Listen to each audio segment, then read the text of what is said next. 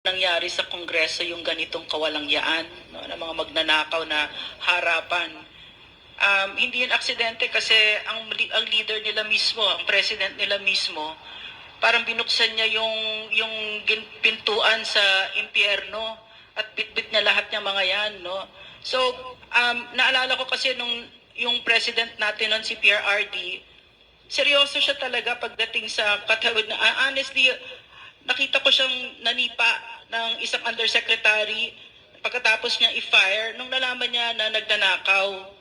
At saka marami akong kwento na hindi ko pwedeng ikwento pag nagiinuman lang tayo. Pero maliwanag, talagang sisipahin ka niya.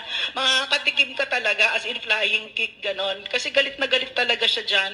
At saka, ang inuuna, ang nauuna, ay siya ang nauuna na simple ang pamumuhay at hindi siya magnanakaw.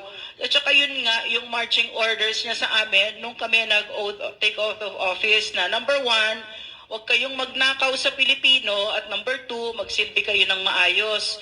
At yung buhay namin noon, nagtatrabaho kay PRRD, napakasimple talaga, payak. Kung ano yung totoong, kung ano yung kinakain ng Pilipino, yun ang kinakain namin noon. No? Hindi katulad ngayon, steak, lobsters, prawns. Pag pumunta kayo ng Malacanang, araw-araw buffet, na walang kahihiyan itong mga ito. Naisip ko, masyado kaming maingat noon. Hindi kami nagpi-business class. Hindi namin bitbit yung mga asawa namin at mga anak namin, or kung ibibitbit namin, minsan di pinala ko yung anak ko, ako nagbabayad, maliwanag, no? So, ang gusto ko lang sabihin, nung dumating si Bongbong Marcos, matindi ang katiwalian kasi siya mismo, no? Siya mismo talaga ang magnanakaw dito, numero 1, no? Pati yung asawa niya. At walang kahihiyan itong mga ito. Walang kapasidad mahiya sa Pilipino. So ano mangyayari sa Pilipinas, di ba? Nililimas nila ang kaban ng bayan.